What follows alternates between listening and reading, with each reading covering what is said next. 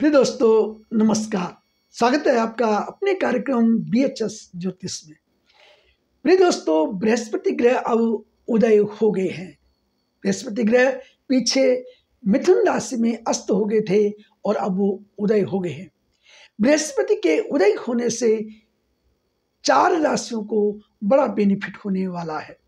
उन 4 राशियों में जो सबसे पहली राशि है वो है वृष राशि, दूसरी है मिथुन राशि, तीसरी है सिंह राशि और चौथी है तुला राशि। इस वक्त बृहस्पति ग्रह मिथुन राशि में अतिचारी होकर के गोचर कर रहे हैं।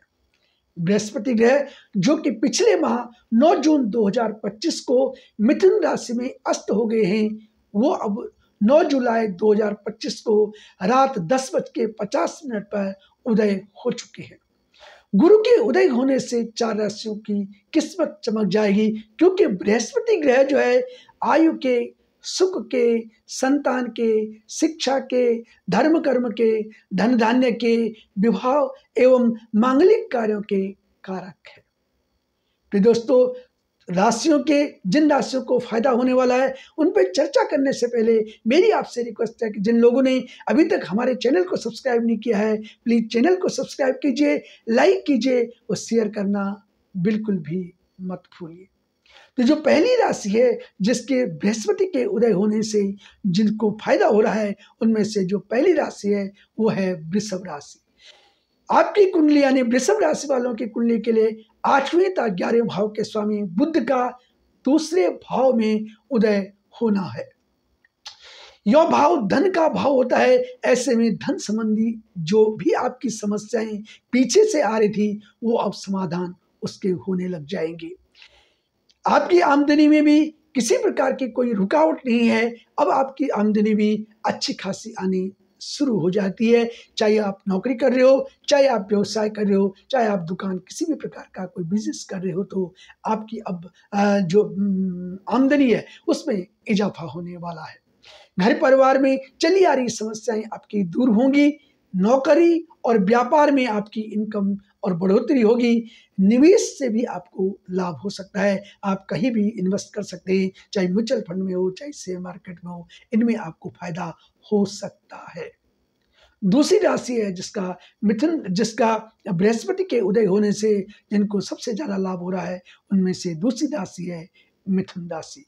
मिथुन राशि की कुंडली से सप्तम और कर्म भाव के स्वामी का आपके लग्न भाव यानी प्रथम भाव में उदय हो रहा है। इसमें यदि आपकी नौकरी नहीं होगी, यदि आप बेरोजगार हैं, तो आपको रोजगार मिलने के चांस मिलेंगी, आपको नौकरी मिलने के चांस बढ़ जाएंगे। नौकरी पेशा लोगों की पदोन्नति के योग बन रहे हैं। अगर आप कारोबारी हैं, उद्योगपति हैं या दुकान आपकी चल रही है या व्यापारी हैं, तो आपको मुनाफा कमाने में आप सफल होंगे। विवाह के संबंध में अगर आपकी विवाह संबंधी कोई बातें चल रही है तो वो आगे बढ़ सकती है और अच्छे परिणामों में उस परिणित हो सकती हैं। उसके अलावा दाम्पत्य जीवन की जो भी परेशानी आपके पीछे से आ रही है वो समाप्त हो जाएंगी। तीसरी राशि है जिनका बृहस्पति के उदय होने से जिनको फायदा हो रहा है, वो तीसरी राशि है सिंह राशि।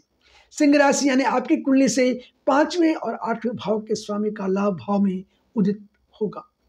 ऐसे में आपको लाभ होना है, यानी आपको अच्छे खासे परिणाम आपको देखने को मिल सकते हैं। छात्रों का मन पढ़ाई में लगेगा तथा साथ में जो है प्रेम प्रसंग में भी इनका अच्छा माहौल बनेगा। सभी तरह के रिश्तों में मजबूती देखने को आपको मिलेगी।